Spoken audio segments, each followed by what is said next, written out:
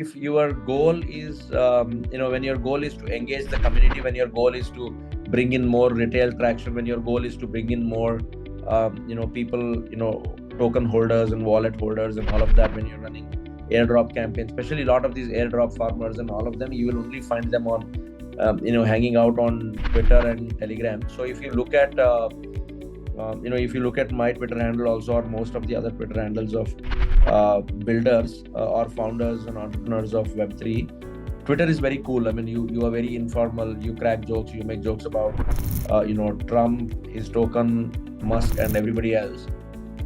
But like you said, you keep LinkedIn very formal. And I'll tell you who the specific personas are. For Twitter or Telegram, your target audience is your retail holders, your buyers, your believers, your ambassadors, people who are part of community, KOLs and all of that. And there you keep it brief, no gyan, not talking too much about how you are going to change the world and all of that, but talking more about the value and the utility of your token and how it is going to help, and what are your goals and how are you giving it back to the community and all of that. So that's where you need to keep it very informal, very LinkedIn. We had realization much late in the game, but LinkedIn is your background check for your investors. Yes, 100%. When you're going to investors, right? For them the source or the proof where they will know whether this guy is genuinely what he claims to be. LinkedIn is the source. And this we learned after we spoke to at least 20-30 investors, and there is a pattern. The moment we set up a meeting with an investor for our, let's say, either for our token purchase or for our pre-series A, series A, series B, just a day before the meeting we would see that all of them are visiting our LinkedIn profiles, and after the meeting was over they would again visit our LinkedIn profiles. So that is where it is important, number one. Number two, LinkedIn is very important for you to tap into your alumni network, right? Be it your college, be it your institutions you have studied, be it the organizations that you have worked for. LinkedIn is a very powerful place for you to get endorsements, build that social trust and social proof.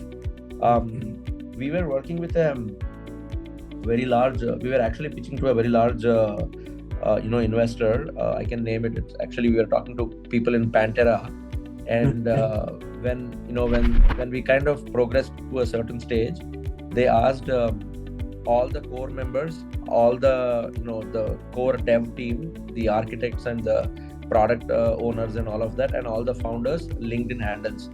And they said, when we gave the document and we continued progressing the discussion, we caught up over a dinner, and I was asking, why would you look at LinkedIn? They said two things. One, in Web3, almost every third person is from Harvard, every third person is from MIT. So yeah, there is a credibility check that they want to do, and B, they want to know, your whole persona is defined by who you are connected to and who has endorsed you and who is talking about you and all of that. So these are the reasons that can be easily validated through your LinkedIn, and hence you should keep your LinkedIn very, very authentic, and keep it very transparent and put a lot of thought leadership thing, right? The other thing I want to tell all the builders in the room today is, we are all very tempted when you look at, especially Web3, we were looking at it, right? 80% of Web3 guys said that they have been to Stanford, Harvard, MIT, Yale, all of that. So please don't be in that impression that, because everybody is putting, you also have to put something in those lines. You don't have to. It is not necessary. And if you've done a certification program, you've done a residential program, just put what you have done. That is more than enough. Because the investors and the VCs are much smarter than what we think they are, and they have their ways and means of connecting and checking about your background and what your claims we have made on LinkedIn.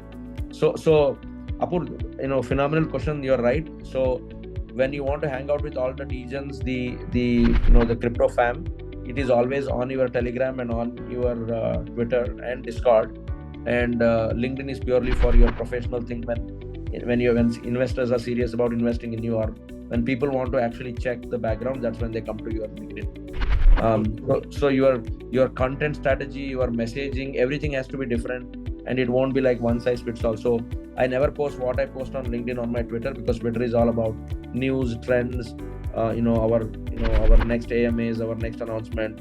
We typically post our after parties and our side event announcements and all of that on our Twitter. But LinkedIn is more very formal and product roadmap and where are we doing, what is our next version coming out, and what is it going to do, and all of that.